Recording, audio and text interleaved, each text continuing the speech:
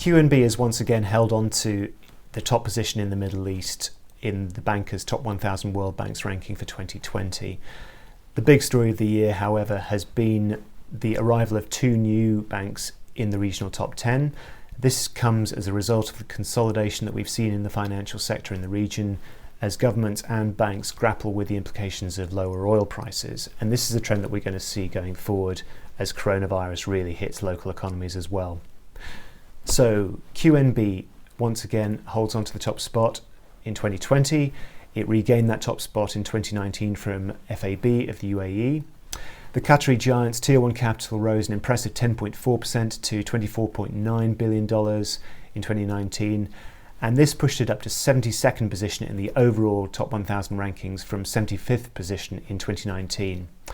FAB, meanwhile, had a 6.5% rise in its capital position, pushing it up to 85th position, giving it a one-spot jump from last year. In terms of growth in the top five, Emirates Nbd took the crown. They had an impressive 34.1% growth in Tier 1 capital, and they leapfrogged Saudi Arabia's NCB into third position in the regional rankings.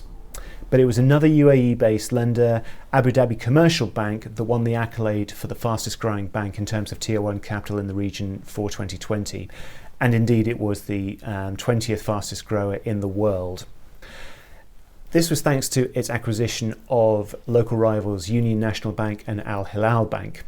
That merger, which was completed in May 2019, saw ADCB's overall capital position improve 53.6% to $13.6 billion, putting the bank in sixth position overall in the region.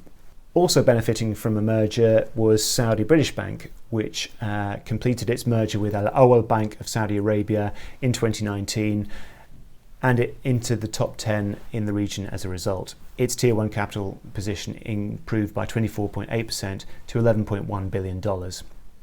And it's this trend of consolidation that's going to see more movement in the top 10 going forward, we predict here at the Banker. In January, Dubai Islamic Bank completed its acquisition of local Sharia-compliant rival Noor Bank, creating one of the world's largest Islamic banks. Perhaps more significant than that, however, was the news which came in late June of a tie-up between NCB and in Saudi Arabia and its local rival Samba, the kingdom's third largest lender, with an initial agreement signed in late June.